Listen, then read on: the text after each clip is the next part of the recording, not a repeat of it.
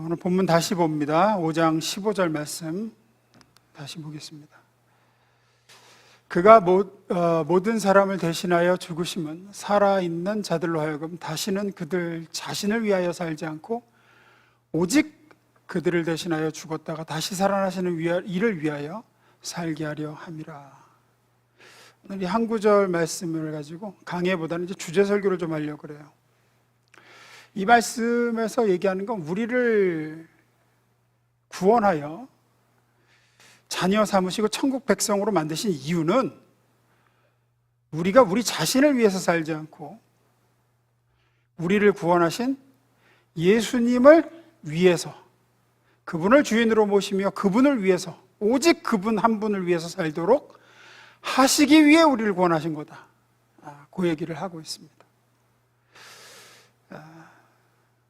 이 말씀을 묵상하면서 우리 자신을 위해서 산다는 게 대표적인 게 어떤 걸까? 자신을 위해서 산다는 건 결국 자신의 욕망을 위해서 산다는 거고, 이 시대, 이 자본주의 시대에서 자신의 욕망을 위해서 사는 것이 가장 가시적으로 딱 집어서 얘기한다면 뭐를 들 수 있을까 하다가 하나님께서 이쪽으로 인도하신 게 뭐냐면 돈이에요. 결국은 돈이에요. 자신을 위해 산다는 건 결국은 이 자본주의 세상, 이 시대 속에서는 돈을 위해 사는 겁니다. 사람들이 왜 그렇게 돈을 위해서 살아요? 돈하고 돈을 벌기 위해서 애를 쓰고 범죄도 서심치 않는 사람도 있고 이 고생을 하고 애들 공부 열심히 하라고 하는 모든 이유는 결국은 뭡니까? 결국은 돈입니다. 돈이 있어야 나의 욕망을 실현시킬 수 있고 나를 위해서 이것도 하고 저것도 할 수 있습니다. 돈이 없으면요 아무것도 못합니다. 적어도 지금 세상에서는 그렇습니다. 하다못해 그 못 사는 남수산도요 거기서도 돈 해요. 1년 수입이 5만 원이 안 돼요. 우리 돈으로. 그런 사람들이 많아요. 그런데도 돈 해요. 그런데도 돈 해요. 1년 수입이, 한 달 수입이 5만 원이 안 돼요. 대부분 5만 원 벌면 많이 버는 거예요. 근데도 돈 해요. 왜 그러느냐? 그래야 자기를 위해서 이것도 하고 저것도 하고 할 수 있거든요. 자기 욕망을 실현시킬 수 있거든요. 그래서 오늘 이 주제를 가지고 좀 다뤄보려고 합니다. 첫 번째 읽어보겠습니다. 시작.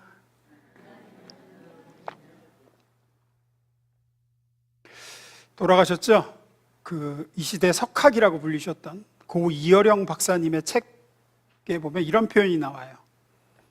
그 한 챕터에 냐냐와 도도 이런 표현이 나와요. 냐냐와 도도. 재밌는데 냐냐가 뭐냐면 이것이냐 저것이냐 이걸 줄여서 냐냐라 그러고, 도도는 이것도 저것도 줄여서 도도라고 표현을 하셨는데, 그 책에서는 이분 얘기는 이제 냐냐를 선택하지 말고 도도를 선택해야 된다 이 얘기를 하세요.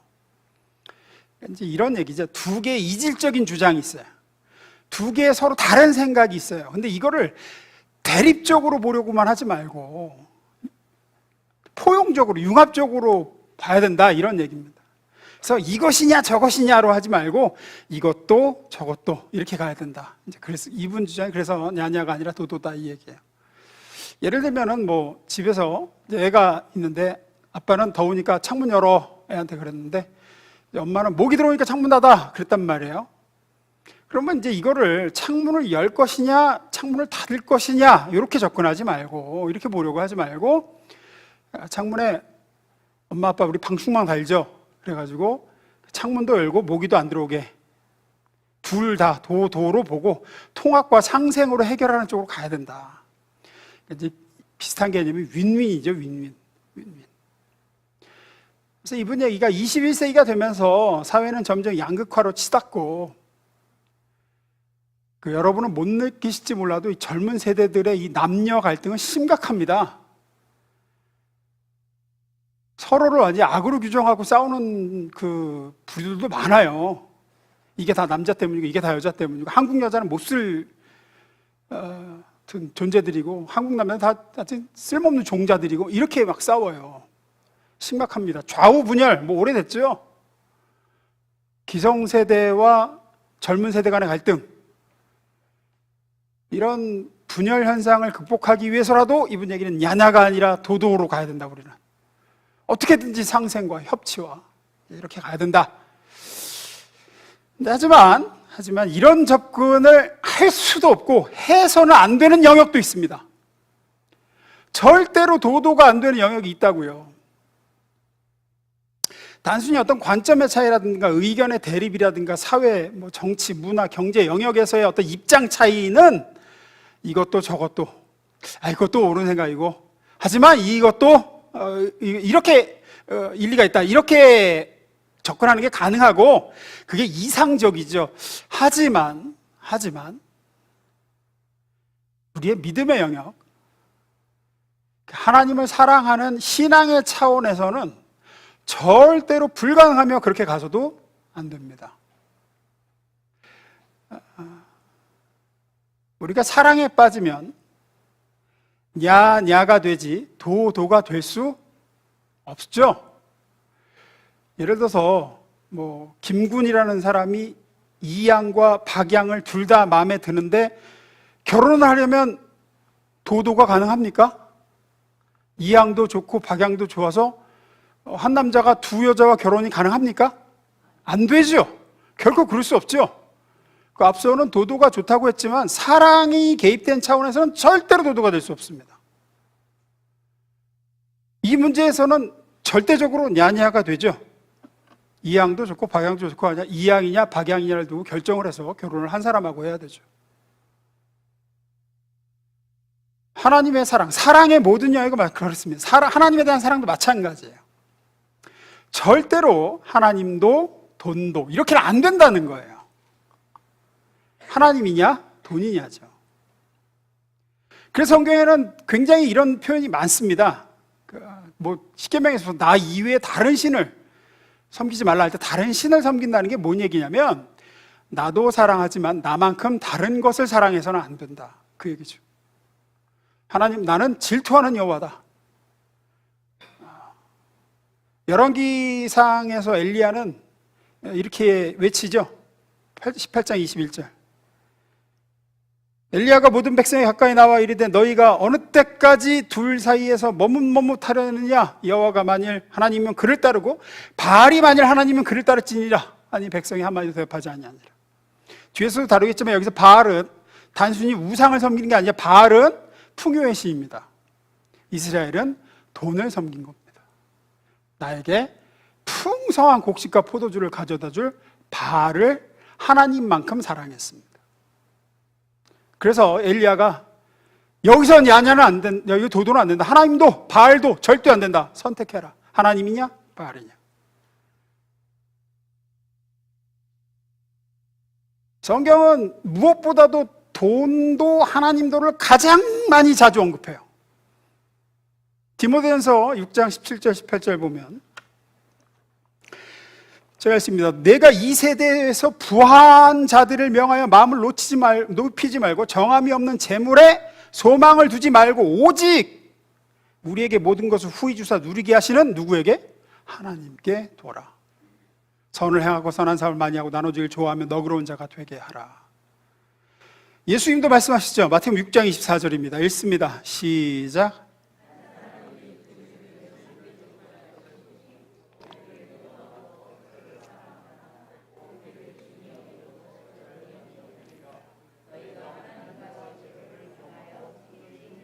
네. 예수님이 못을 박으시죠. 우리는 하나님도 재물도 이런 신앙생활을 좋아합니다.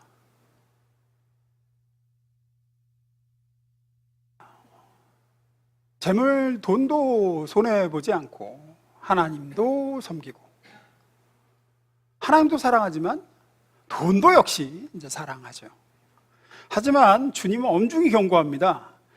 신앙은 둘 중에 하나의 선택이다. 한 사람이 두 주인을 섬기지 못한다. 어느 쪽을 더 중히 여기고 어느 쪽을 조금이라도 더 경히 여기게 되어 있다. 돈이냐 하나님이냐. 앞서 말씀드렸듯이 구약의 이스라엘 백성이 왜 그렇게 바알과 아세라를 그렇게 섬기고 그것 때문에 망하고 두드러 맞고 또 그러면서도 바알에게 또 돌아가고 열왕기 하가 끝났는데 그 큐티 하시는 분들은 알겠지만, 아니 어떻게 이렇게까지 되는데도 다시 바알 신앙일까?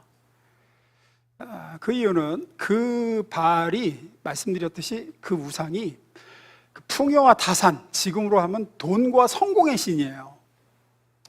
그 당시 그 가나안 일대에서는 바알이 돈을 가져다 주고 성공을 가져다 준다고 철저히 믿고 있었습니다. 그래서 바알은 3000년 전 그 옛날 사람들의 그 우상 아니냐? 아닙니다. 오늘날에도 존재합니다. 이스라엘 백성들이 또 하나님을 버리고 바알만 숭배했느냐? 그것도 아닙니다. 그들은 하나님도 섬기고 바알도 섬겼습니다. 이스라엘 백성들이 하나님을 완전히 등지고 바알만 섬긴 적은 한 번도 없습니다. 하나님께 드릴 거 다 드렸습니다. 예배도 드리고 제사도 드리고 다 했어요. 절기도 지켰습니다. 그런데 누구도 섬겼어요? 바알도 섬겼습니다. 왜? 바알이 돈의 신이라서요. 그리고 하나님은 그것을 가장 미워하셨고 결국은 나라가 망하죠. 오늘날의 기독교 신앙도 그렇게 변질됐습니다. 하나님이냐 돈과 성공이냐, 둘 중에 하나의 신앙이 아니라 하나님도 돈도. 나는 하나님도 소중하지만 돈도 무지 소중하고, 하나님도 사랑하지만 돈도 사랑합니다. 물론 우리가 하나님을 섬기고 하나님과 함께하는 가운데 하나님이 주시는 물질적인 축복을 부정하는 건 아닙니다. 물질적인 복이 무조건 잘못되었다는 의미도 아닙니다. 다만 물질을 하나님처럼, 하나님만큼 하나님과 거의 그 속된 표현으로 삐까먹게 소중히 여기고, 마음속에 우선순위에서 이게 엎치락뒤치락 하는 거예요. 나는 아님일 거라고. 정말 그럴까요? 여러분이 하나님 말씀을 따르면 금전적인 손해가 클 때, 하나님의 뜻대로 하면은 내가 봐야 될 그 손해볼 돈이 굉장히 커. 금액을 정합시다. 1000만 원. 예를 들어서 이번 주일에 말씀을 들었는데 그 말씀대로 순종하려고 봤더니 내가 1000만 원을 손해봐야 돼요. 우리 중에 몇이나 하나님을 우선하여 1000만 원을 손해볼 수 있는 사람이 있을까요? 이스라엘 사람들만 그렇게 바알 신앙을 한 게 아니에요. 본질적으로는 똑같습니다. 똑같아요. 정말로 하나님을 우선하느냐? 아니 1000만 원은 관두고 돌아오는 주일에 하나님께 예배드리러 오는, 아버지 뵈러 오는 그 예배 시간을 내가 포기하지 않으면 100만 원 손해봐야 돼. 예배를 드리면 100만 원을 손해보게 돼 있어요. 했을 때 과연 우리 교회 교인 중에 몇이 나올까요? 예배드리러 100만 원을 포기하고 100만 원 중에 예배를 어떻게 해? 아마 대부분 1년 52주 중에 한 주쯤 빠진다고 그러면 이미 마음속에 두 주인 중에 한 주인을 더 중히 여기게 되는 거예요. 그 순간 선택은 포기를 전제로 합니다. 이 의자에 앉을까 저 의자에 앉을까, 두 의자에 동시에 앉을 수는 없습니다. 내가 하나님을 주인으로 섬기는가, 돈을 사랑하여 돈을 주인으로 섬기는가. 두 번째 읽어봅니다. 시작. 세상에 다른 많은 것들도 많은데 왜 유독 성경은 이렇게 돈을 하나님과의 경쟁 대상으로 바라볼까요? 왜 이렇게 돈에 대한 경고가 많고 절대로 타협할 수 없는 어떤 우상으로, 어떤 의미에서 하나님과 거의 동등한 일종의 권세처럼 표현합니다. 성경은 돈을. 왜 그럴까요? 누가복음 16장 13절 봅니다. 앞서 읽은 마태복음 말씀과 거의 비슷한 말씀이죠. 읽습니다. 시작.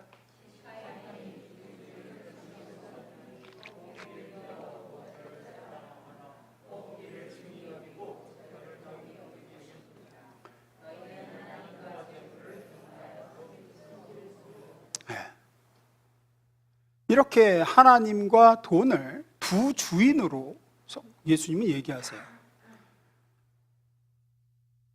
왜 유독 재물이 이렇게 하나님과 경쟁 관계라고 하실까요? 다른 것들도 많은데 왜 이럴까요? 이것을 이해하려면 돈을 사랑하고 돈을 우선하며 돈을 섬긴다는 게 무슨 뜻인지 하는 것을 우리가 분명히 깨달아야 할 필요가 있습니다. 잘 들어보세요. 돈을 사랑한다는 것은, 됐어요. 돈을 사랑한다는 것은 엄밀히 말하면 돈 자체를 사랑하는 게 아니라 그 돈으로 내가 할 수 있는 것들을 사랑하는 거예요.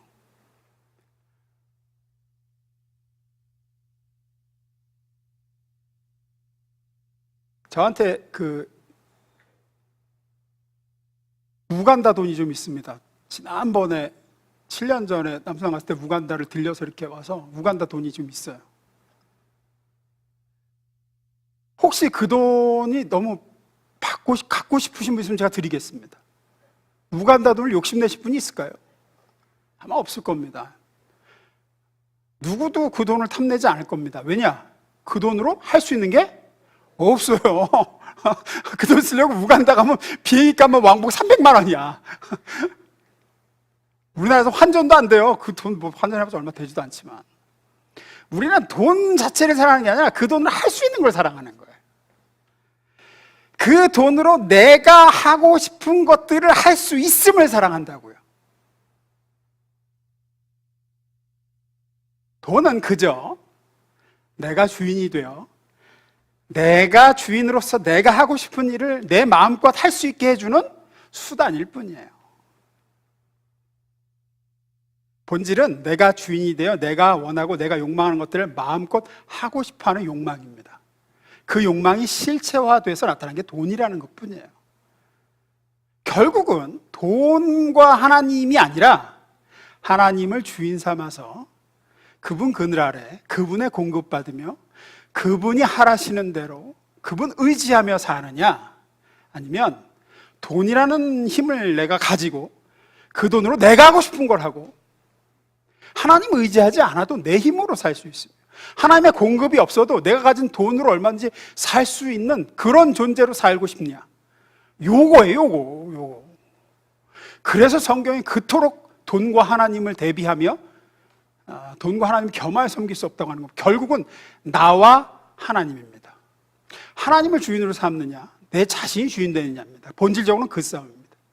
죄가 다른 게 아닙니다. 성경은 죄의 본질을 윤리 도덕적으로 착한 짓이 의이고 나쁜 짓 악, 이건 죄, 이렇게 구분하지 않아요. 윤리적인 도덕적인 것들은 죄의 현상이지 본질이 아닙니다. 죄의 본질은 뭐냐? 누가 주인이냐예요. 누가 주인이냐. 하나님을 주인 삼지 않고 내가 주인이 되어 내가 하는 모든 결정, 모든 생각, 모든 선택, 모든 행동은 전부 다 죄라고 얘기합니다. 성경은. 하나님을 주인 삼지 않고 내가 주인 삼아서 내린 모든 결정, 모든 선택, 모든 생각, 모든 행동, 그게 다 죄예요.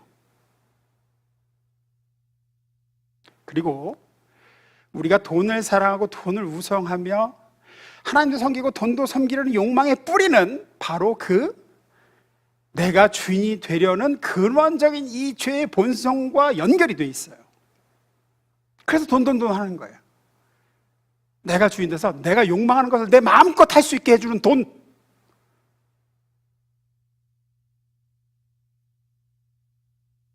우리는 예수님을 주인으로 모시고 그분께 묻고 그분의 뜻이 무엇인지 묻고 수시로 그분을 의지하고 그분의 다스림을 받으며 그분의 공급으로 받아 사는 포도나무에 붙은 가지로 살아야 진정으로 행복하고 참으로 만족할 수 있는 그분 주인으로 모셔야 행복한 존재인데, 돈은 이제 그렇지 않다고 하는 거죠.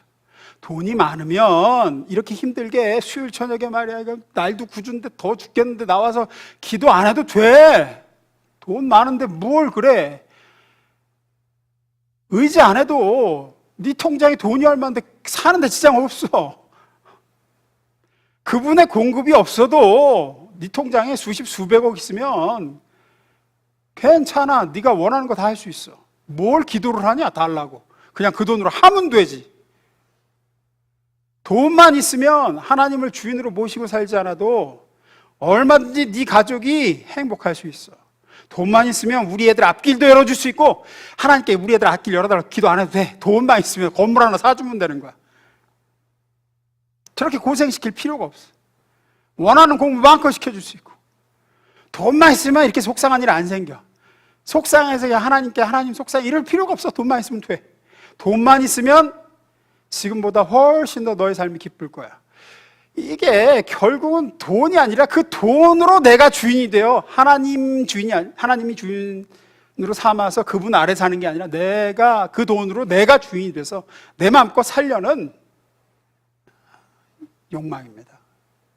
그래서 그렇게 성경이 돈을 하나님을 대적하는 권세이고 일만하게 뿌리가 되고 하나님과 절대로 겸하여 섬길 수 없는 것이다 라고 얘기하는 겁니다. 돈 자체가 문제가 아니라 그 돈이 하나님을 주인 삼아 하나님을 의지하며 하나님 뜻대로 살지 않고 그 돈을 가진 내가 주인이 되어 내가 가진 내 돈을 의지해서 내 뜻대로 살게 만들기 때문에 그게 문제입니다. 심지어 어떤 착각도 하냐면 믿음 생활도 돈이 지금보다 내가 더 많으면 더 믿음 생활도 잘할 수 있으리라고 착각하기도 해요. 내가 지금보다 형편이 더 나아지면 신앙생활을 더 잘할 수 있을 텐데 내가 돈 버느라고 이렇게 고생 안 하면 주님을 더 사랑할 수 있고 주님을 더 섬길 수 있을 텐데 라고 생각합니다. 하지만 절대로 그렇지 않습니다. 신명기 8장 2절 3절 봅니다. 읽어보겠습니다. 시작.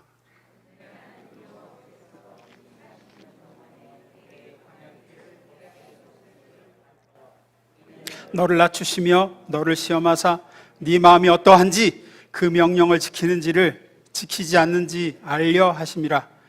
너를 낮추시며 너를 줄이게 하시며 또 너도 알지 못하며 내 조상들도 알지 못하던 만나를 내게 먹이신 것은 사람이 떡으로만 사는 것이 아니요 여호와의 입에서 나오는 모든 말씀으로 사는 줄을 내가 알게 하려 하심이니라. 이게 무슨 얘기냐면 이스라엘 백성은 애굽에서 구원함을 받았습니다. 하나님의 백성으로 택함 받아 이제 거룩한 율법을 받고 약속의 땅 가나안을 향해서 가고 있습니다. 이 이제 여행의 첫걸음, 최초의 이 출애굽 여행의 첫걸음을 시작하는데 애굽을 타투해서 광야로 딱 나왔는데 이스라엘 백성이 당장 직면하게 하나님이 이스라엘 백성을 하여금 직면하게 한 현실이 뭐냐? 먹고 사는 문제였다는 거예요. 그래서 하나님이 뭐 하게 하셨대요? 지금 2절. 줄이게 하셨다. 너를 낮추시며 내 마음이 어떠하신지 그 명령을 지키는지. 3절 너를 낮추시며 너를 줄이게 하시며. 그러니까 처음에는 배고프게 하셨다는 거죠. 배고프게 하시자 이스라엘 백성이 어떻게 했느냐? 계속 아우성치고 하나님 이거 채워주세요. 그래야 이거 하나님이 원하는 길을 가고 뭐 하나님 말씀대로 따르는 거 아닙니까? 뭐 이런 거죠. 하나님 말씀 따르겠습니다. 하나님의 뜻, 주님의 뜻에 순종하겠습니다. 주님만 나의 주인으로 모시고 사랑하겠습니다. 그런데 배가 고픕니다. 배가 고파서 하나님의 뜻을 못 따르고 하나님 사랑하는데 어려움이 많사오니 이 문제 해결해 주십시오 했다는 거예요. 3절은 아직 띄우지 마세요. 내려 이제 내려. 3절 좀 이따 띄워주세요. 제가 배만 고프지 않으면 주를 위해서 못할 게 뭐가 있겠습니까? 뭐 이런 거죠.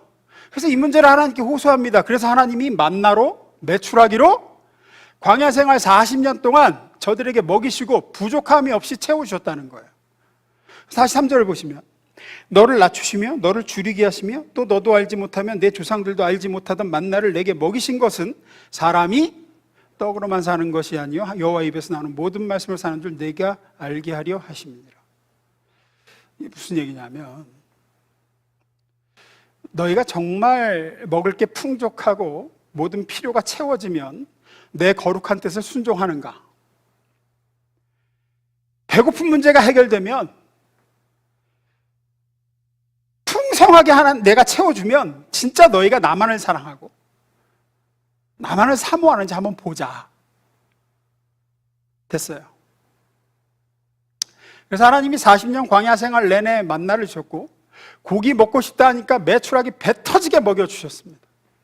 그랬지만 성경을 보면 그들이 그렇게 먹는 문제가 해결되고 풍성하게 채워졌을 때 정말로 하나님을 사랑하고 하나님의 말씀에 순종하고 하나님께만 마음을 두고 더 잘 섬겼느냐? 아니었다는 거예요. 아니었다. 메추라기를 하나님 주셨을 때 장면을 보면 그렇게 고기 먹고 싶다고 아우성을 치자 하나님이 메추라기를 주시죠. 어마어마한 양을 주십니다. 땅을 20m를 덮었다고 나와 있어요. 그래서 그걸 막 거둬요. 막 거두는데 거기 보시면 감사기도 하는 사람이 하나가 없어요. 절대로 다 먹지 못할 만큼 거두고서도 얼만큼 거뒀다고 하냐? 적게 거둔 사람이 나귀 10마리 짊어질 분량 거뒀다고 나와요. 적게 거둔 사람이 나귀가 10마리 나귀가 짊어질 분량의 짐만큼의 메추라기를 잡았다고 나와요. 그걸 무슨 수로 먹습니까? 그때 냉장고가 있습니까? 뭐가 있습니까? 그거. 근데도 더 서로 모으려고만 탐욕을 부리죠. 그래서 아직 메추라기 고기가 이빨 사이에 있을 때 하나님이 진노를 하시죠. 이게 뭘 얘기하냐면, 우리도 이스라엘 백성 여기다 주님 이것만 해결해, 이거 채워주시면 제가 주님을 더 잘 섬길 수 있는데, 제가 신앙생활에 집중을 할 텐데, 결코 그렇지 않다는 얘기입니다. 재물이 만족됐다고 해서 우리가 하나님을 더 사랑하게 되고 그분의 뜻에 순종하게 되고 그분을 더 가까이 하며 더 잘 섬기지 못하게 됩니다. 오히려 그것을 주신 하나님을 잊어버리고 하나님이 주신 것에 마음을 뺏겨 그것에 몰두하게 될 가능성이 대단히 높습니다.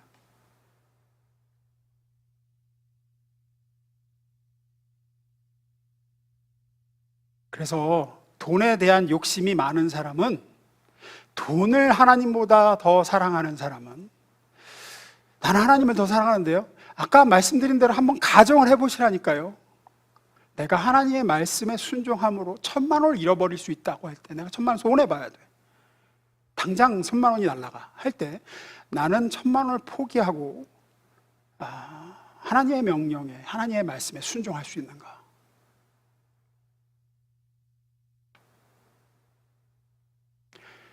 우리가 이 부분에서 정확하게 우선순위를 바로하지 않고,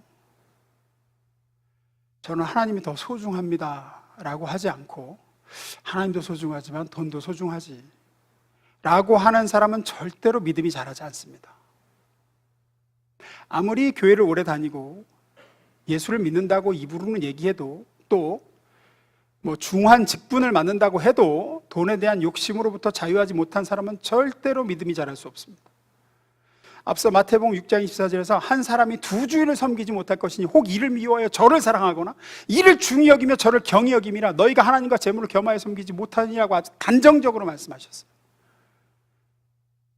우리는 돈으로 구원을 얻는 게 아니라 믿음으로 구원을 얻습니다. 그런데 땅에 보물을 쌓는 사람들에게는 그 믿음이 자라지 않습니다. 돈을 사랑하는 사람은 돈이 하나님이 됩니다. 아무리 교회 다니고 입으로 주여 주여 하여도 그와 같은 사람의 주인은 예수님이 아니라 돈이 됩니다. 앞서 돈을 사랑하는 것은 사실은 그 돈으로 내가 할 수 있는 것을 사랑하는 것이고, 그 돈의 힘으로 내가 주인이 되어 살려고 하는 욕망이 그 뿌리에 있다라고 말씀드렸어요. 천국은 우리를 위해 피 흘려 죽으시고 부활하신 예수님을 주인으로 모신 사람만이 가는 곳입니다. 따라서 돈을 사랑하고 그 돈으로 자기가 주인이 되어 자기 욕망대로 사는 사람은 천국에 절대로 들어갈 수도 없고 구원 얻을 수 없습니다. 오늘 본문 다시 봅니다. 고린도서 5장 15절 읽습니다. 시작.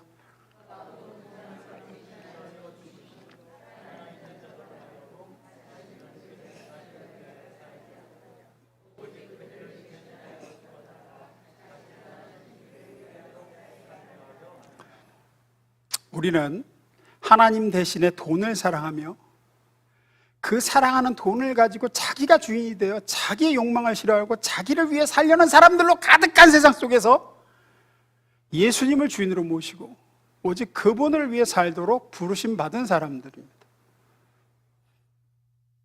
다른 모든 것보다도 하나님과 돈에 대한 우선순위를 올바로 하십시오. 그래서 오직 우리를 구원하신 주님을 위해서 사는, 주님을 주인으로 모시고 사는 저와 여러분이 될 수 있기를 주의 이름으로 축원합니다. 요한복음 2장에 보면 우리가 잘 아는 가나의 혼인잔치 그 사건이 나옵니다. 아시다시피 포도주가 떨어지죠. 근데 보시면 예수님이 손님으로 계실 때 벌어진 일이에요. 언제 그 문제가 해결됩니까? 예수님이 주인이 되셔서 주관하시기 시작하자 문제가 해결되죠. 예수님께서 딱 주관하시면 잔치집 하인들에게 명령하시고 그들이 그 명령대로 순종할 때 포도주가 바닥난 그 집이 더 좋은 포도주가 넘치는 집이 됩니다. 우리 인생도 똑같습니다. 우리가 우리 인생에서 여전히 내가 주인이고 그저 돈 하며 그 돈으로 내가 원하는 거, 내가 바라는 거, 내가 하고 싶은 거, 내가 결정하고 그러면서 예수님을 또 버릴 수 없으니까 손님으로 모시고 이제 살아. 손님으로. 예수님, 제가 이 돈으로 예수님 잘 대접해 드릴게요. 그럼 내가 주인이에요. 그러면은 가나의 혼인잔치집처럼 우리 삶에 진정한 만족과 행복의 포도주가 떨어지는 일이 일어나고 정말 심각한 문제가 발생하게 됩니다. 하지만 거기서 우리가 다시 예수님을 우리의 주인으로 모시고 주님이 이 문제 주관자가 되어주시고 주님이 내 인생을 주도해 주십시오. 그래서 예수님이 우리에게 명령하시는 위치가 되고 우리가 그 잔치집 하인처럼 순종하기 시작할 때 우리 삶의 문제는 해결되고 우리 삶의 진정한 행복과 만족의 포도주가 넘치게 될 줄로 믿습니다. 기도하겠습니다.